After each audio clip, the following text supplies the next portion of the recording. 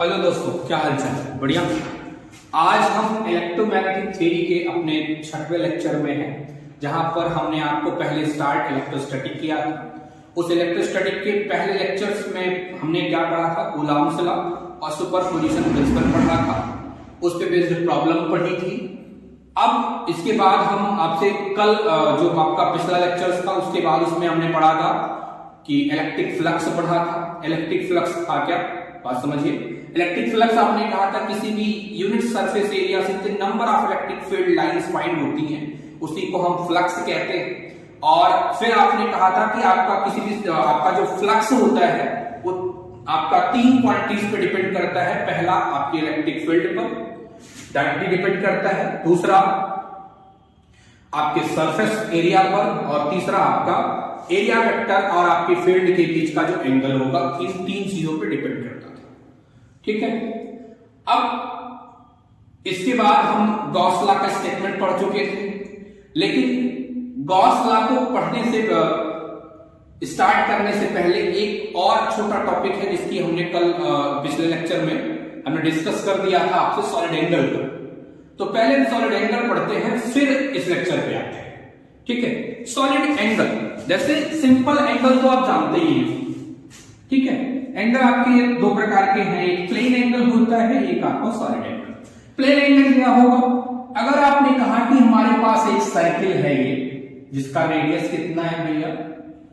r। एक सर्किल हमने ले लिया जिसका रेडियस r है, और ये आपका दूसरा है।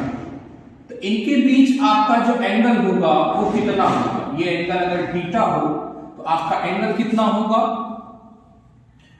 डिफिनीशन एंगल की लगाएं तो एंगल की डिफिनीशन क्या होती है भैया? Arc upon radius. एंगल की डिफिनीशन क्या होती है? Arc upon radius. ठीक है। अगर हम बात करेंगे तो एक सर्किल के का एंगल कितना होगा, तो आप पूरा सर्कमफेरेंस कितना होता है सर्किल का? 2 पाई r। रेडियस कितना था? r।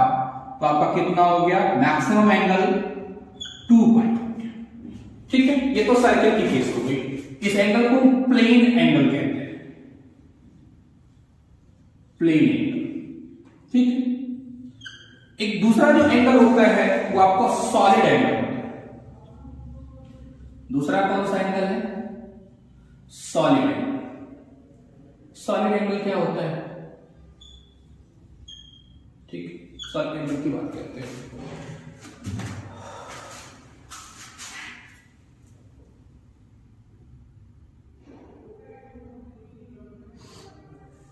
दूसरा, अगर हम सॉलिड एंगल की आपकी बात करें तो मान लीजिए कि हमने आपको एक वॉलीबॉल दे दिया है, एक ये वॉलीबॉल है।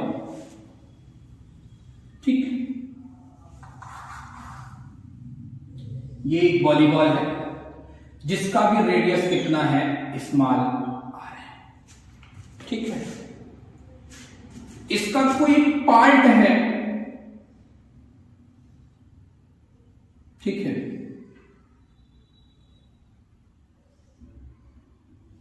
कोई पार्ट है जिसका एरिया कितना है? सरफेस एरिया आपका डेल्टा एस है। तो इस सरफेस एरिया के द्वारा आपके सेंटर, वॉलीबॉल के सेंटर पर जो एंगल बनाया जाएगा वो आपका क्या कहते हैं भैया? उसी को हम सॉलिड एंगल कहते हैं। ठीक है। और इस सरफेस, इसके सरफेस पे जो आपका सॉलिड एंगल फॉर्म होगा उसकी जो वैल्यू होगी वो आपकी होगी delta S upon R square. ठीक है। Delta S upon R square. तो पूरे स्फीयर का सरफेस एरिया कितना होता है? 4 pi small R square upon R square. तो ये आर स्क्वायर से आर स्क्वायर आपका कैंसिल हो गया, तो मैक्सिमम कितना एंगल हो सकता है? 4 पाई। ठीक है। एक चीज यहां पर ध्यान रखने वाली बात होती है कि अब जैसे मान लीजिए कि आपका, अगर ये हमारा एक आपके पास से देखिए वॉलीबॉल दिख रहा है, अगर ये जो आपने एंगल ये जो मेजर किया है ना, ये तो इसके सरफेस पे, ठीक है। अगर ये सरफेस पे ना होकर के थोड़ा सा टेंजेंशियल ऐसे तो आपका सॉलिड एंगल ठीक है, निकालेंगे तो आप सरफेस पे ही।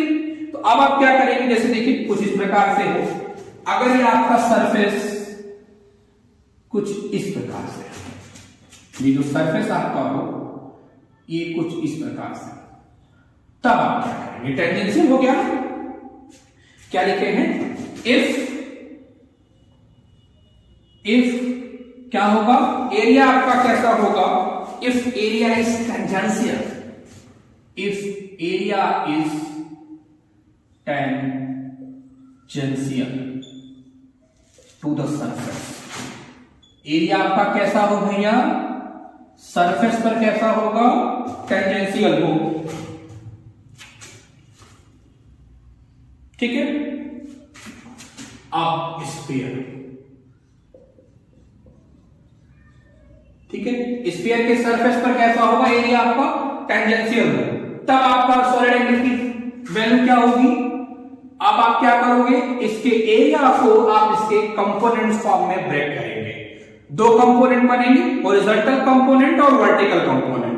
हॉरिजॉन्टल कंपोनेंट भी आपका इसके सरफेस पे दिखेगा, आपके स्फीयर के सरफेस पे हॉरिजॉन्टल कंपोनेंट भी आएगा और ये होगा ds cos थीटा हो जाएगा। ठीक है, तो आपका जो एंगल आएगा वो कितना हो जाएगा भैया, ये आपका हो जाएगा ds cos theta upon r square. ठीक है, गॉस थ्योरम में ये आपका थोड़ा सा इंपॉर्टेंट हम मान सकते हैं, कॉन्सेप्चुअलाइजेशन अगर कॉन्सेप्ट के अकॉर्डिंग बात करें तो ये आपका थोड़ा सा एक इंपॉर्टेंट टॉपिक है, क्योंकि बहुत सारी प्रॉब्लम्स इससे पूछी जाती है, इस पे भी पूछी जाएंगी। और आप क्या करेंगे, कभी कभी पूछी जाती है, इस पे पूछ लेते हैं कि सॉलिड एंगल एक्शन कितना होगा 4 पाई, या आपसे पूछ लें कि एरिया आपका टेंजेंशियल है स्फीयर के सरफेस पे, तो आपका सॉलिड एंगल क्या होगा, तो ध्यान रखेंगे। और आपको कहां जरूरत पड़ती है, जैसे आप जब गॉस के एप्लीकेशंस करेंगे, आके ना गॉस के एप्लीकेशंस करेंगे तो वहां पर सरफेस एरिया निकालने में ये आपका बहुत ही एक अहम रोल अदा करता है। ठीक है, इसलिए हमें इसकी जानकारी होनी बहुत जरूरी है, गॉस थ्योरम को पढ़ने के लिए, गॉस थ्योरम को पढ़ने के लिए सॉलिड एंगल की जानकारी होनी बहुत जरूरी है। अब आगे हम चलते हैं आपसे, अब अपने टॉपिक पर आते हैं, जो हमारा टॉपिक है आज का गॉस लॉ। मुंह से मेरे थ्योरम निकल जाए थोड़ा सा, तो इसको आप इग्नोर करें, गॉस लॉ ही है। ठीक है, नहीं तो गॉस लॉ ही ध्यान रखेंगे, थ्योरम पता नहीं क्या मुंह से निकल जा रहा है आज। तो फिर गॉस लॉ की बात करते हैं। गॉस लॉ का हमने 2 फॉर्म आपको पढ़ा था, याद होगा अगर आपको पिछले लेक्चर में। एक आपने इंटीग्रल फॉर्म पढ़ा था, वो आपने लिखा था E ds, ठीक है, is equal to Q upon epsilon naught, या इसी को आप अगर आपने जो सरफेस लिया है अगर उसकी चार्ज जैसी रो हो तो ये आपका क्या हो जाएगा 1 upon epsilon naught rho into beta. Beta हुआ आपका क्या, वॉल्यूम है। ठीक है, तो ये आपका सरफेस इंटीग्रल होगा और ये आपका ये वॉल्यूम इंटीग्रल होगा। ये आपकी गॉस लॉ का इंटीग्रल फॉर्म है, ध्यान रखेंगे, integral form of Gauss law. ठीक है, ये integral form of Gauss law था। फिर हमने जब उसका डिफरेंशियल फॉर्म पढ़ा था, तो डिफरेंशियल फॉर्म क्या था, divergence of E is equal to rho upon epsilon naught. ठीक है, तो ये आपकी गॉस थ्योरम का डिफरेंशियल फॉर्म है, differential form of Gauss law, Gauss law. और ये आपका differential form of Gauss law. ठीक है, कुछ लिमिटेशंस हैं गॉस लॉ की। जो पहला लिमिटेशंस आपका क्या है कि गॉस लॉ हमेशा स्टैटिक इलेक्ट्रिक फील्ड के लिए वेरीफाइड। ठीक है, अगर आपकी फील्ड टाइम वेरिंग होगी या आपका चार्ज मूविंग कंडीशन पर होगा तो हम क्या करेंगे, मैक्सवेल का जो फ्रेमवर्क है EM8 का, उसके अकॉर्डिंग इसको मॉडिफाइड करना पड़ेगा। ठीक है, ध्यान रखेंगे ये बात। गॉस थ्योरम का लिमिटेशन क्या है? पहला लिमिटेशन ध्यान रखें, गॉस थ्योरम की लिमिटेशन है कि गॉस थ्योरम हमें गॉस लॉ आपकी जो है, एक गॉस लॉ हमेशा आपका सिर्फ और सिर्फ स्टैटिक फील्ड के लिए वेरीफाई, ठीक है। अगर आपकी फील्ड टाइम वेरिंग है या चार्ज आपका मूविंग कंडीशन पर है तो आप क्या करोगे, इसको हम गॉस थ्योरम को हम क्या करते हैं, मैक्सवेल का जो फ्रेमवर्क है, मैक्सवेल के जो इक्वेशंस है या मैक्सवेल की फ्रेमवर्क के अकॉर्डिंग इसको क्या करते हैं, मॉडिफाई करते हैं। ये ध्यान रखिएगा, ठीक है। इसमें 1 नंबर का क्वेश्चन आया था एक बार कि Gauss theorem is verified for static electric field, या आपसे पूछ लेंगे कि टाइम वेरिंग फील्ड के लिए वेरीफाइड है, बोथ के लिए वेरीफाइड है, नॉन ऑफ दिस एज जैसे जैसे क्वेश्चन बना रहे हैं। लेकिन आप एक लाइन में ध्यान रखें कि गॉस थ्योरम, पता नहीं कहां से थ्योरम, गॉस लॉ आपका जो है ये ऑलवेज आपका इलेक्ट्रोस्टैटिक फील्ड के लिए ही वेरीफाइड है। अगर आपकी फील्ड टाइम वेरिंग है या फिर आपका चार्ज मूविंग कंडीशन पर है तो आपको इसको क्या करना पड़ेगा, मैक्सवेल के फ्रेमवर्क के अकॉर्डिंग इसको मॉडिफाइड किया जाता है, जहां पर डिस्प्लेसमेंट करंट का कॉन्सेप्ट आता है, ठीक है। दूसरा कि गॉस लॉ जो आपका होता है ऑलवेज वेरीफाइड होता है क्लोज सरफेस से, ठीक है, ये ध्यान रखेंगे। इसके पहले भी पिछले लेक्चर में मैंने बताया था ना कि सिमेट्रिकल चार्ज डिस्ट्रीब्यूशन होगा चाहे अनसिमेट्रिकल चार्ज डिस्ट्रीब्यूशन होगा, दोनों के लिए आपका वेरीफाइड है, हम सिमेट्रिकली ही यूज करते हैं। तो एक बात ये भी याद रखेंगे कि गॉस लॉ चाहे सिमेट्रिकल सरफेस होगा चाहे अनसिमेट्रिकल सरफेस होगा, दोनों के लिए वेरीफाइड है। हाँ, ये अलग बात है कि हम सिमेट्रिकल के लिए ज्यादा इस्तेमाल करते हैं उसका, तो ये अलग है। 3 बातें क्लियर हो गई। चौथी बात आपको क्या है कि यूजिंग गॉस लॉ आप फील्ड की स्ट्रेंथ फाइंड कर सकते हैं डायरेक्शन में, मतलब मैग्नीट्यूड आप निकाल लेंगे। ये 4 जो मेन बातें हैं ये याद रखेंगे। पहली बात क्या है कि आपका जो गॉस लॉ है ये ऑलवेज स्टैटिक फील्ड के लिए ही वेरीफाइड है। दूसरा कि अगर आपकी फील्ड टाइम वेरिंग है या आपका चार्ज मूविंग कंडीशन पर है तो आप गॉस लॉ को मैक्सवेल के फ्रेमवर्क के अकॉर्डिंग मॉडिफाइड करते हैं, ठीक है। तीसरा लॉ जो है कि गॉस लॉ, तीसरा जो लिमिटेशन है वो ये है कि गॉस लॉ आपका क्लोज सरफेस के लिए वेरीफाइड है, ठीक है। अगला और जो आखिरी है वो ये है कि आप गॉस लॉ की हेल्प से फील्ड की का मैग्नीट्यूड बता सकते हैं, सिर्फ मैग्नीट्यूड, ठीक है। तो ये 4 बातें आप याद रखेंगे जब भी आप गॉस लॉ पढ़ना शुरू करें, तो इन 4 बातें याद रखें, या गॉस लॉ से रिलेटेड प्रॉब्लम्स आप करें तो भी याद रखेंगे, ठीक है। अब कुछ प्रॉब्लम्स आइए हम गॉस लॉ से करते हैं। आपने डिस्ट्रीब्यूशन, चार्ज डिस्ट्रीब्यूशन की बात की थी ना जब हम पढ़ रहे थे आपसे कूलॉम्स लॉ, अगर आपको स्टार्टिंग में याद हो जिस दिन हमने आपसे सिलेबस डिस्कस किया था, वहां पर हमने बताया था ना कि जब सिमेट्रिकल चार्ज डिस्ट्रीब्यूशन की बात आती है वहां पर कूलॉम्स लॉ का इस्तेमाल हम उसका यूज नहीं कर पाते हैं, करते भी हैं तो थोड़ा सा क्रिटिकल हो जाता है, कैलकुलेशन लेंथी हो जाते हैं, तो फिर हम कूलॉम्स लॉ का इस्तेमाल नहीं करते। तब हम क्या करते हैं, हमें गॉस लॉ की रिक्वायरमेंट नहीं पड़ती है, ठीक है। तो तमाम तरीके के डिस्ट्रीब्यूशन हैं, आपका एक स्फेरिकल सिमेट्री हो जाएगी, सिलेंड्रिकल सिमेट्री हो, लाइन सिमेट्री हो, ठीक है। तो अब हम इसमें पढ़ने जा रहे हैं पहला स्फेरिकल सिमेट्री। कैसी सिमेट्री आपकी होगी, स्फेरिकल,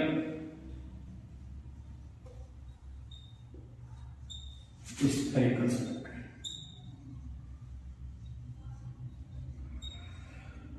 ठीक है। जो हम एप्लीकेशन ऑफ गॉस लॉ पढ़ने जा रहे हैं, ये एप्लीकेशन ही चल रहा है आज से, ठीक है। इसमें हम क्या पढ़ेंगे, स्फेरिकल सिमेट्री, क्लियर। अब इसकी एक प्रॉब्लम देखें। हम कहते हैं कि हमारे पास एक आपका स्फीयर है जिस पर आपका, जिसका रेडियस r है, सॉलिड स्फीयर है। ध्यान रखें, प्रॉब्लम पहले समझिए। हम कह रहे हैं कि हमारे पास एक सॉलिड स्फीयर है जिसका रेडियस कितना है, r है, उसके ऊपर q चार्ज यूनिफॉर्मली डिस्ट्रीब्यूट है। बात समझिए, हम कह रहे हैं क्या कि हमारे पास एक आपका सॉलिड स्फीयर है, ये समझिए, एक आपके पास क्या है, ये सॉलिड स्फीयर, स्फीयर ठीक है, चलिए ये बन गया। मान लीजिए स्फीयर है, दिख तो नहीं रहा लेकिन मान लीजिए स्फीयर है। कह रहे हैं कि एक आपके पास सॉलिड स्फीयर है जिसका रेडियस कितना है भैया, स्मॉल आर है। इसका रेडियस कितना है, स्मॉल आर है। इसके ऊपर क्यू चार्ज यूनिफॉर्मली डिस्ट्रीब्यूट किया गया है। डिस्ट्रीब्यूशन कैसा है, यूनिफॉर्मली डिस्ट्रीब्यूशन है। ठीक है, तब कह रहे हैं कि आप इनसाइड और आउटसाइड में फील्ड की बता दीजिए इसमें कितनी होगी। प्रॉब्लम समझिए, कह रहे हैं कि आपके पास एक सॉलिड स्फीयर है जिसका रेडियस कितना है, आर है। उसके ऊपर क्यू चार्ज को आप यूनिफॉर्मली डिस्ट्रीब्यूट कर रखा है आपने। तब कह रहे हैं इनसाइड द स्फीयर और आउटसाइड द स्फीयर आप हमें फील्ड बता दीजिए कितनी होगी। ठीक है, आइए बातचीत करते हैं। पहले इनसाइड बात करते हैं,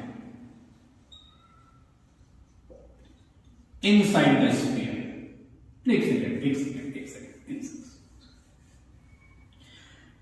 अब अगर ये आपका यूनिफॉर्मली डिस्ट्रीब्यूशन है तो आपका ये Q upon 4/3 pi R cube, ये इसकी जो सर्फ आपका वॉल्यूम चार्ज डेंसिटी होगी ये हमारी कांस्टेंट होगी। ठीक है, ये आप यूनिफॉर्म डिस्ट्रीब्यूशन हो गया, इसका मतलब आपका रो जो आपका है ये कांस्टेंट हो गया, रो कांस्टेंट हो गया। अब आपसे क्या कह रहे हैं, इनसाइड और आउटसाइड में आप फील्ड की इंटेंसिटी बता दीजिए। तो पहले हम इनसाइड बात करते हैं, inside the sphere, inside the sphere, inside the sphere क्या होगा। चलिए कोई पॉइंट हम यहां पर कहते हैं, ये पॉइंट है P, दिख तो रहा नहीं होगा, एक सेकंड रुकिए, थोड़ा सा फिगर बड़ा बनाए तो दिखेगा ना।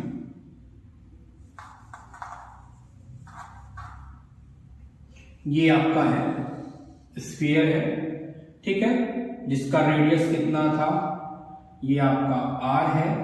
इसके ऊपर क्या है, Q चार्ज आपके यूनिफॉर्मली डिस्ट्रीब्यूट है। ठीक है, Q चार्ज आपके इस पे क्या है, यूनिफॉर्मली डिस्ट्रीब्यूट किए गए हैं। ठीक है, आपको इनसाइड इलेक्ट्रिक फील्ड बतानी है तो हमने कहा इनसाइड द स्फीयर एक पॉइंट आपका P है जहां पर आपको इलेक्ट्रिक फील्ड बतानी है। ठीक है, अब गॉस थ्योरम की हेल्प से अगर बतानी है तो आप क्या करोगे, एक गॉसियन सरफेस ड्रा करेंगे। हमने कहा कि एक गॉसियन सरफेस हम ड्रा कर रहे हैं इन द फॉर्म ऑफ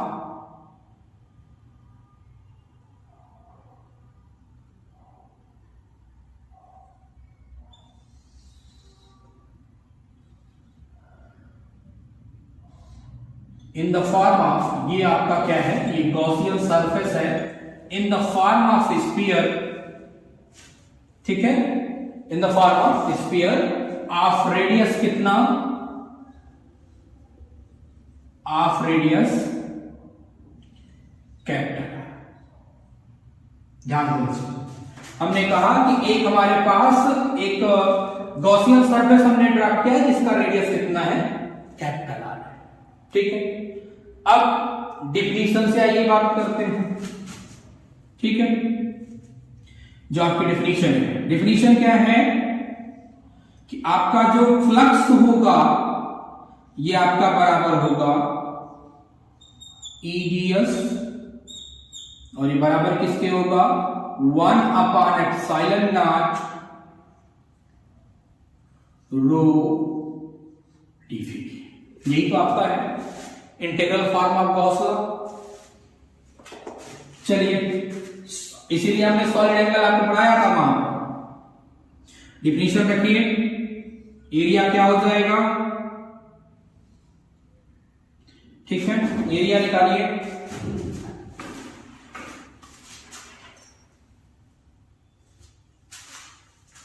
ठीक है, एरिया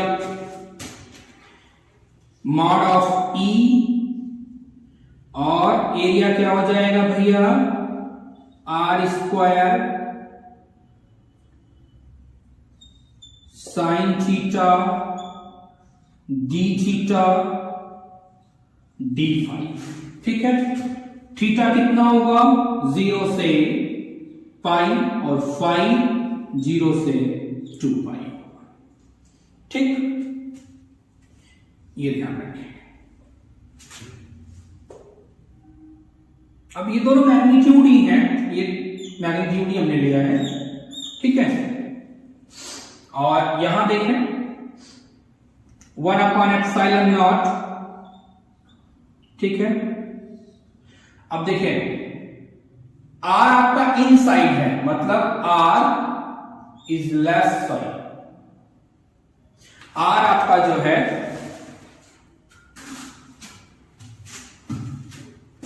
ये स्मॉल आर आपका पूरे स्फीयर का जो रेडियस है, और कैपिटल आर आपका क्या है, इसका रेडियस है।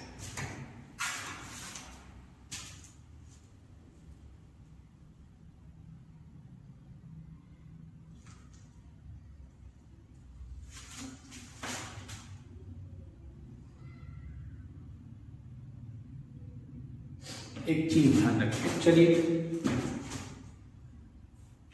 कैपिटल आर हम इसको कर देते हैं, स्मॉल आर इसको कह दे रहे हैं, नहीं तो ये डिफिनीशन गलत हो जाएगी ना अगर आप इसको कैपिटल आर ये, तो डेंसिटी ऑफ ग्रोथ रहेगी।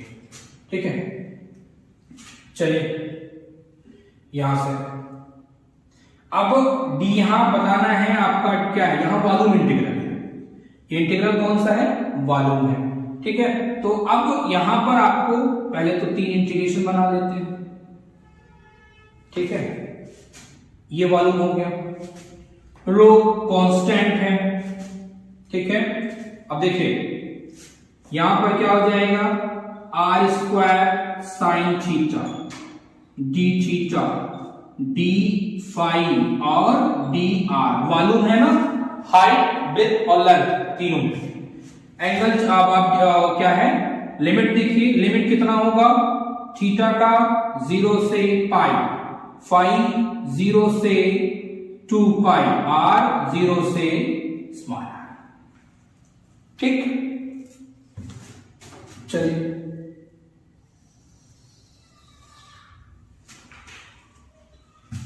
पहले लेफ्ट हैंड की तरफ देखेंगे। लेफ्ट हैंड मॉड ऑफ ई, ठीक है, इनटू साइन का करेंगे माइनस कॉस, ये आपका हो जाएगा आर स्क्वायर, साइन थीटा का करेंगे तो क्या हो जाएगा, माइनस कॉस थीटा। लिमिट आप रखिए, लिमिट 0 से क्या हो गया, पाई, और ये आपका फाइव का हो जाएगा फाइव, लिमिट क्या हो जाएगी 0 से 2 पाई, लिमिट आपकी 0 से 2 पाई हो गई। इधर आइए,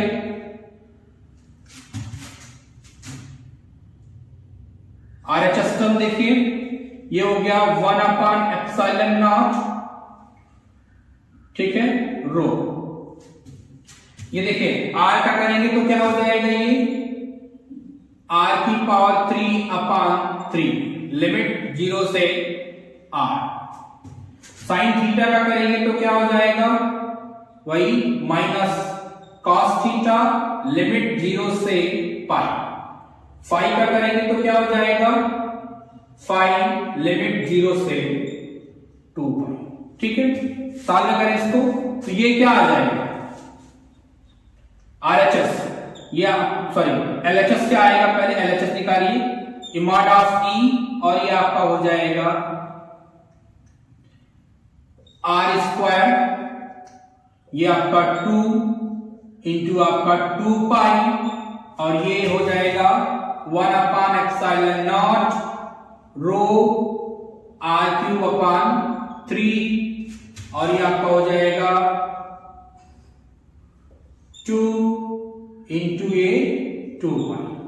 ठीक है, ये आपका क्या हो जाएगा, फिर mod of E into R square to 4 pi, ठीक है। ये आपका क्या हो गया 1/एप्सिलॉन नॉट, ठीक है, रो इंटू आर का क्यूब अपॉन 3 और आपका 4 पाई। 4 पाई से 4 पाई कैंसिल, आर स्क्वायर से ये कैंसिल, ठीक है। तो यहां बचेगा क्या mod of E, mod of E आपका क्या हो जाएगा rho into r upon 3 epsilon naught, ठीक है। ये आपका मॉड आ जाएगा। इलेक्ट्रिक फील्ड आपकी कितनी हो गई रो आर अपॉन 3 एप्सिलॉन नॉट। बात क्लियर? एक बार फिर से समझते हैं। देखिए अपनी प्रॉब्लम समझिए, हमें गॉस लॉ का यूज करना था और स्फेरिकल सिमेट्री हमारे पास थी। हमको क्या करना था, हमने एज्यूम किया कि हमारे पास एक स्फीयर था जिसका रेडियस कितना था कैपिटल आर था,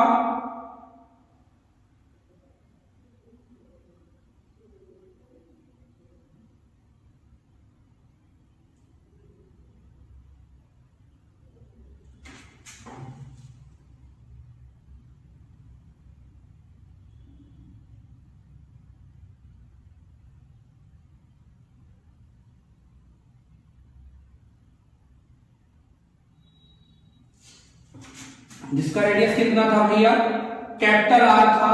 और हमें क्या करना था कि इसका रेडियस कैपिटल आर था और आपको बताना था कि आपकी फील्ड कितनी होगी, ठीक है ना, इनसाइड और आउटसाइड। प्रॉब्लम फिर से समझिए, हमको कहना क्या था कि आपके पास एक स्फीयर था जिसका रेडियस कितना था कैपिटल आर था, कैपिटल आर रेडियस का एक स्फीयर था ये, ठीक है। उस कैपिटल आर रेडियस में आपका क्यू चार्ज यूनिफॉर्मली डिस्ट्रीब्यूट हुआ था। उस यूनिफॉर्म डिस्ट्रीब्यूशन की वजह से आपको यहां पर इनसाइड द स्फीयर और आउटसाइड द स्फीयर आपको क्या बताना था भैया, inside the sphere outside sphere आपको इलेक्ट्रिक फील्ड बतानी थी, ठीक है। अब हमने यहां पे चार्ज डेंसिटी निकाल दी। चार्ज डेंसिटी आपकी रो इज इक्वल टू क्या Q upon 4 pi R, Q upon 4 pi, एक सेकंड हो गया। चार्ज डेंसिटी आपकी क्यू इक्वल टू क्या रो इज इक्वल टू क्या होगा क्यू अपॉन वॉल्यूम। वॉल्यूम कितना है 4/3 पाई आर क्यूब। तो हमने कहा इनसाइड द स्फीयर अगर बात करें, इनसाइड द स्फीयर मतलब जब आपका पॉइंट क्या हो अंदर हो, ठीक है, तब आपका क्या होगा, आपने कहा गॉस लॉ का स्टेटमेंट लगाते हैं। गॉस लॉ का स्टेटमेंट आता है तो आपकी फ्लक्स ये हो जाता है, ठीक है। आपने यहां पर रखता है कि सॉल्व किया, ठीक है। ई आपके पास था मैग्नीट्यूड हो गया, डीएस हमने इसको निकाल दिया, r square sine theta D theta d phi हो गया, और 1/एप्सिलॉन नॉट वॉल्यूम आपने निकाल लिया rho r square sine theta d phi और आर, ये आपका हो गया। यहां से हमने क्या किया, इंटीग्रेशन को सॉल्व किया और सॉल्व करने के बाद आपकी जो डेंसिटी मिल रही है, तो आपकी जो फील्ड मिलती है वो क्या है, ये आपका मिल रहा है mod of E is equal to rho out dot R upon 3 epsilon naught, ठीक है। ये आपका अब आउटसाइड द स्फीयर अगर आपसे बात करें, ठीक है,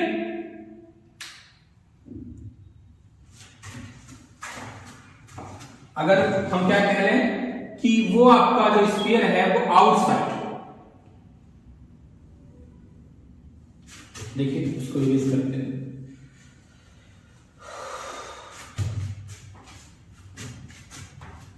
outside the sphere,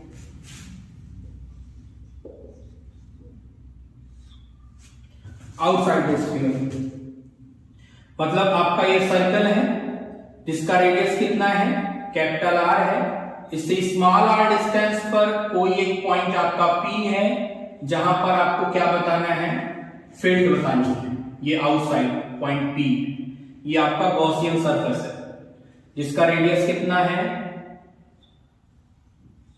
small are है। इसका रेडियस कितना है भैया? स्मॉल आर है। ठीक है, आपको आप बताना है। ठीक है, अब देखिए आउटसाइड स्फीयर बताना है ना। ये पॉइंट आपका कहां है? आउटसाइड में है। तो देखिए लेफ्ट साइड में तो कोई अंतर हमें करना नहीं है, आउटसाइड में जो ही आपको डिफरेंस करना है वो करना है। देखिए क्या होगा ये। अब आउटसाइड में चार्ज डेंसिटी आपकी क्या होगी? जो आपने लिमिट की 0 से स्मॉल आर रखी है ना, इसी लिमिट को हम क्या कर देंगे? 0 से क्या कर देंगे भैया? Capital R. बस इतना अंतर होगा। लिमिट आपकी क्या हो जाएगी? जो 0 से r आपने रखा था जी, जब हम इनसाइड बात करते थे तो जो आपका गॉसियन सरफेस r रेडियस का आपने बनाया था स्मॉल का, उसमें जितने चार्ज होते थे वो आप फाइंड करोगे। यहां पर हम क्या करेंगे? जो r है, ये चार्ज डेंसिटी तो यही है, तो उतना ही आप लोगे। बस इसी को हम क्या करेंगे? देखें, ये आपका 0 से क्या हो जाएगा भैया? Capital R. ये आपका क्या हो जाएगा? कैपिटल आर का क्यूब। ये आपका क्या हो जाएगा? कैपिटल आर का square.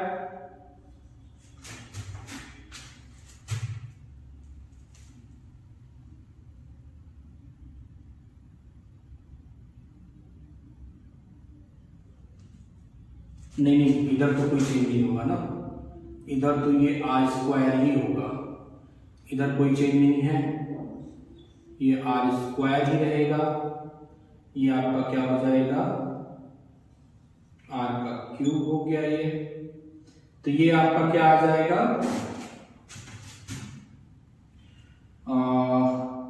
Epsilon naught R square upon capital R का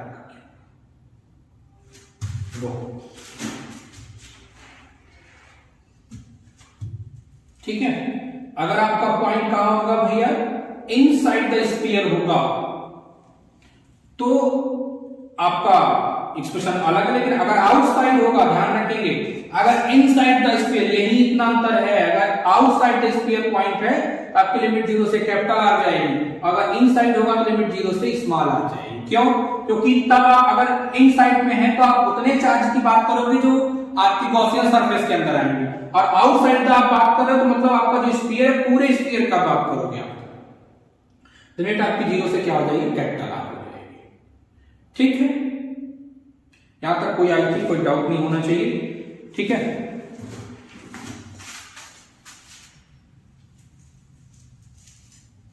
अब हम दूसरी प्रॉब्लम करते हैं। दूसरी प्रॉब्लम क्या है? देखिए, दूसरे में हमने क्या कह दिया कि यही आपका जो ये जो चार आपका जो चार्ज डेंसिटी थी ना, अगर इसी को वेरिएबल कहें, समझिएगा, अगर हम कहते हैं कि आपकी जो चार्ज डेंसिटी है यही r के साथ वेरिएबल है, rho is equal to k into r कहते हैं आपकी, तो क्या रो अभी तक इसमें कांस्टेंट हुआ करता था। पहली प्रॉब्लम में आपने रो को क्या कहा है? आपने कहा कि पहली प्रॉब्लम में रो हमारा कांस्टेंट है, जो वॉल्यूम चार्ज डेंसिटी है वो कांस्टेंट है। अगर ये वॉल्यूम चार्ज डेंसिटी आपकी कांस्टेंट ना हो करके ये वेरिएबल हो जाए तो क्या होगा? देखिए, अगर आपका ये आर वेरिएबल, आपकी वॉल्यूम चार्ज डेंसिटी जो है अगर ये वेरिएबल हो गई तो क्या होगा? लेफ्ट हैंड में कोई चेंज नहीं होना है, जो चेंज होना है वो राइट हैंड में होना है। तो करिए, अब यही आपका क्या हो जाएगा? यहां पर k इंटू आर हो गया ये। ठीक है, तो ये आपका जो आएगा ये r की पावर 4 अपान 4 हो जाएगा, यहां पर k हो जाएगा, तो ये 1 अपान एप्सिलॉन नॉट k r की पावर 4 अपान 4, और ये आपका हो जाएगा 2 इंटू 2 पाई। ठीक है, और आपका ये मॉड e आपका जो आएगा ये क्या आ जाएगा भैया? k r की power 4 upon 4 epsilon naught R square. ये आपका आउटसाइड केंद्र है।